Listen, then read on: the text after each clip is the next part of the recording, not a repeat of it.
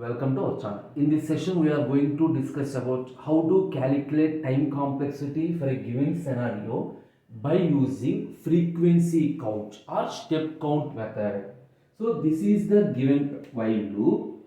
Here I is equal to 0. You are calculating the time complexity for each and every valid executable step. Now I is equal to 0. This is initialization. How many number of times this I is equal to 0 statement is executed? This is executed one time. Now, while I less than n, here we are checking the condition. How many number of times? For suppose, assume n is equal to some 10. Now first 0 less than 10. Within the loop we are incrementing the I value by 1. So up to 1 less than 10, 2, 3, 4, so on, 9 less than 10. In the true case, it is executed n number of times. And one more case is there, the case where our condition falls.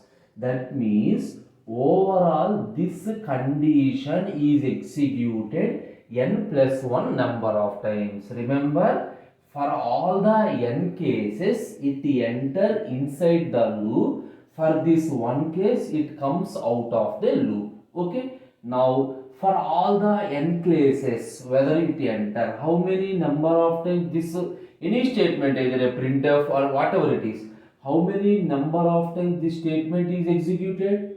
N number of times. Why? The loop is repeated n times. For each time it enter into the loop, the statement is executed. Exactly, this statement is also executed. Remember, for opening and closing brackets, you don't need to calculate time complexity.